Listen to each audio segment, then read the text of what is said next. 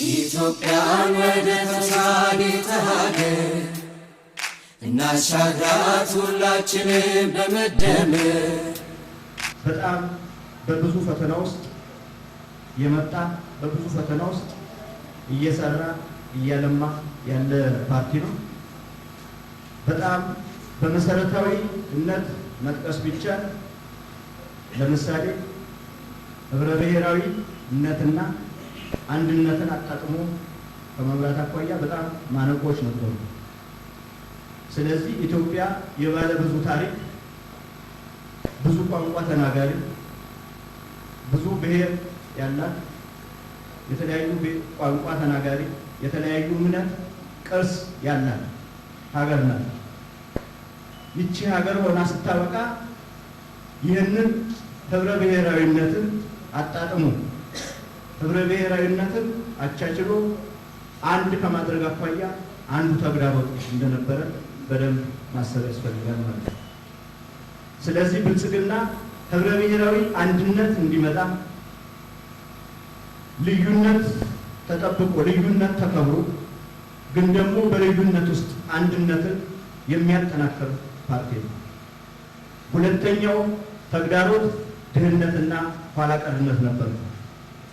አገራችን ኢትዮጵያ ያላትን ሀብት አይታ ያላትን ሀብት ተመልክታ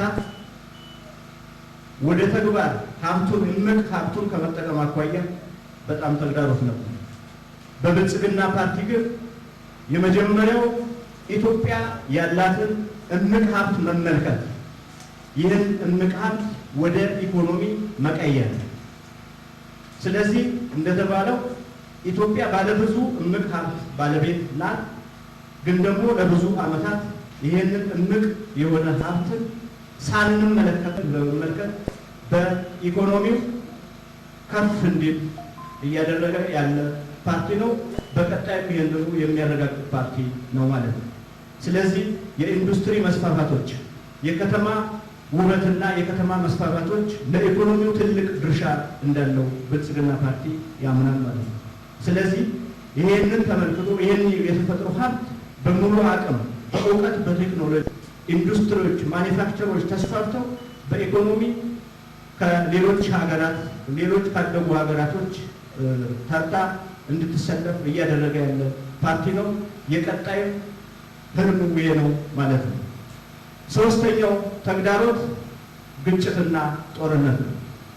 ኢትዮጵያ ለብዙ ዓመታት በውጭ ጠላቶች ታሪካዊ ጠላት በምንላቸው ጠላቶችና በሀገር ውስጥ ጠላቶች ኢትዮጵያን ሲያተራምሱ ኢትዮጵያን ኢኮኖሚያው በታሰበለት በታቀለለት ዓመት እንዳይጠናቀቅ የጸጥታ ችግር ገጥሞን ቆይቷል። ብልጽግና ይሄንን የጸጥታ ችግር ተግዳሮት ተቋቁሞ ህግም እያስከበረ ሰላም እንዲመጣም እየሰራ ጎን ለጎን ብዙ ልማቶችን እያረጋገጠ ያለ ፓርቲ መሆኑ መዘንጋት የለበትም። ስለዚህ አንዱ በደንብ መታወስ ያለበት ግጭት እንዲቆም ሰላም እንዲረጋገጥ ቅድም ያልኳቸው ኢኮኖሚዎች እንዲያድጉ ኢኮኖሚው አድጎ ከነ ደቡብ ኮሪያና ሌሎች ያደጉ ሀገራቶች ተርታ ለመሰለፍ ብልጽግና ፓርቲ በጥረት እየሰራ እንዳለ መታወስ አለበት። አራተኛው ተግዳሮት የጸና ዲሞክራሲን ከመገንባት አኳያ መሰረታዊ ችግር የነበረበት ነበር። የጸና ዲሞክራሲ በተለያዩ ዓመታቶች ለብዙ ዓመታቶች የተለያዩ መንግስታት ሲያልፉ በእነ አጼዎች በባላባት የሚገዛ ሀገሮች ነበሩ። በተለያዩ ባላባቶች ሲገዛ የነበረ ሀገር እንደሆነ ታሪክ ያስረዳል። በዚህ ሰዓት እንደምታውቁት የባላባቶች የአገዛዝ ስርዓት ጥቅል ዲሞክራሲን ከማጽናት አኳያ በጣም መሰረታዊ ጉድለት የነበረበት እንደሆነ መታወቅ አለበት። ስለዚህ ብልጽግና ፓርቲ ይህንን ተግዳሮትን ጭምር ተቋቁሞ ተግዳሮቱ እንዲቀንስ እንዲሻሻልና ጽኑ የሆነ የዲሞክራሲ ስርዓት እንዲገነባ እየሰራ ያለ ፓርቲ እንደሆነ መገንዘብ ያስፈልጋል ማለት ነው። አምስተኛው ተግዳሮት የሀገረ መንግስት ግንባታ ችግር ላይ ነበር። ስለዚህ የሀገረ መንግስት ግንባታ ማለት በጣም ብዙ ጽንሰ ሀሳብ ያለው ነገር ግን የኛ አገር የሀገረ መንግስት ግንባታ እያካሄደ ያለ ነገር ግን የሀገረ መንግስት ግንባታው እንዲጠናቀቅ ብልጽግና ፓርቲ አልሞ እየሰራ ያለ ፓርቲ መሆኑ መዘንጋት የለበትም ማለት ነው። ሀገረ መንግስት እንዲገነባ ዋናው መሰረቱ የኔሽን ቢልዲንግ መሰረት አድርጎ መስራት ያስፈልጋል ማለት ነው። ምናልባት ሀገረ መንግስት ግንባታ ምንድን ነው የሚለው ጽንሰ ሀሳብ በምሳሌ ለማስረዳት ምሁራኖቹም ስለሆናችሁ ለምሳሌ ቢሮአችሁን ያለ ኮምፒውተር እንደ አንድ ምሳሌ መውሰድ ያስፈልጋል። ቢሮአችሁ ያለ ኮምፒውተር ከላይ ያለው ሃርድዌሩ እንደ ሀገር ቢታሰብ ይሄ ኮምፒውተር በውስጡ ያለው ሶፍትዌር ደግሞ አለ። ሶፍትዌሩ የሚባል ፓርት አለ። ይህ ሶፍትዌር እንደ ኔሽን ቢልዲንግ ብለን ብናስብ ኮምፒውተሩ ላይ ያሉ አፕሊኬሽኖች ደግሞ እንደ ተቋም ግንባታ አድርገን ብናስብ ዋናው መሰረቱ የሀገረ መንግስት ግንባታ ወይም ደግሞ ስቴት ቢልዲንግ የምንለው የሀገረ ህዝብ ግንባታ ወይም ደግሞ ኔሽን ቢልዲንግ የሚባለውና የተቋም ግንባታ መሰረት በጣም ችግር የነበረበት እንደሆነ ብልጽግና ያምናል። ይህንንም ተግዳሮት ተቋቁሞ በጣም እየሰራ በተለይ ኔሽን ቢልዲንግ ሲባል ቅድም እንዳነሳሁት ኢትዮጵያ የብዙ ብሔር ብሔረሰብ ሀገር ናት። ብዙ ቋንቋ ሊያከብር የሚችል የተግባባ ቅድም መዝሙሩ አይታችሁት እንደሆነ አንዱ ስንኝ ላይ የተግባባ ሀገረ መንግስት ብሏል። ስለዚህ የሀገረ መንግስት ግንባታ ዜጋው በኢትዮጵያ ውስጥ በሀገራችን ውስጥ የሚኖር ለሀገረ መንግስት ግንባታ እምነት መግባባት አለበት ማለት ነው።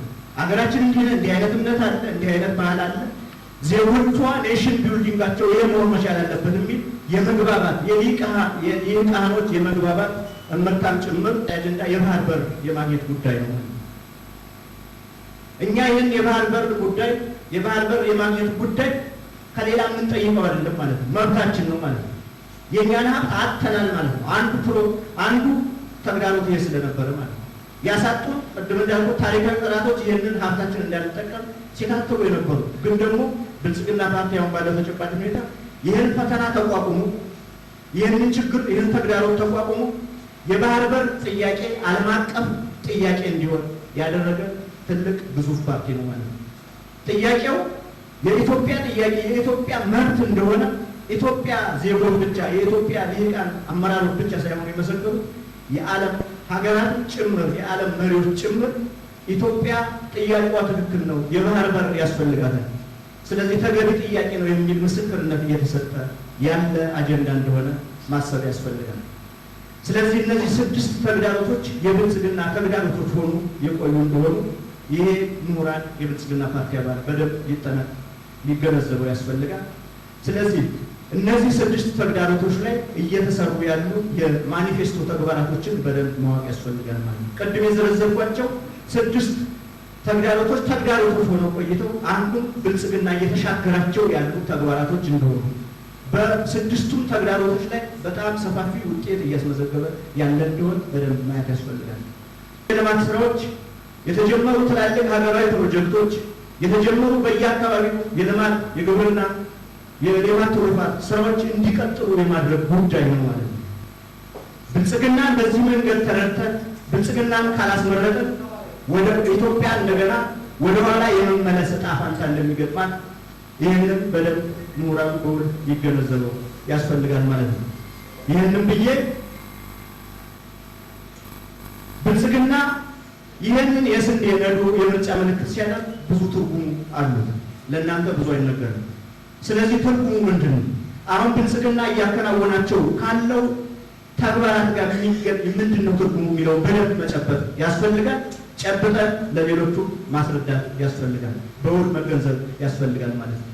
ስለዚህ የስንዴ ነዶ የስንዴ ዘለላዎቹ እንደ ኢትዮጵያ ቅድም እንደ ኔሽን እንደ አንዳንድ ግለሰብ ኔሽኖች ብንወስዳቸው ስለዚህ ህብረ ብሔራዊ አንድነት ስለዚህ ስንዴዎቹ ሲደመሩ የስንዴ ዘለላዎቹ ሲደመሩ አንድነትን መደመር ችግርን በጋራ መወጣት ችግርን በጋራ የምርጫ ማኒፌስቶችን ደግሞ ኢትዮጵያ ወደ ተምሳሌት ሀገር ነው ማለት ነው። ኢትዮጵያ ወደ ተምሳሌት ሀገር የሚለው ሀረግ በውስጡ በጣም ብዙ እምቅ ሀብት ያለው ብዙ እምቅ ሀሳብ ያለው ነውና በኢትዮጵያ ምድር ተምሳሌት ሀገር በሚለው ስር ውስጥ ያሉትን ዝርዝር ሀሳቦችን ይሄ ምሁር እያንዳንዱን ሀሳብ በመረዳት በመገንዘብ ጽንሰ ሀሳቡን በደንብ በማስረዳት ዲሞክራሲያዊ ፍትሃዊ የሆነ ምርጫ እንዲካሄድ የበኩላቸውን እንድትወጡ ይሰንቃል ሉዓላዊነት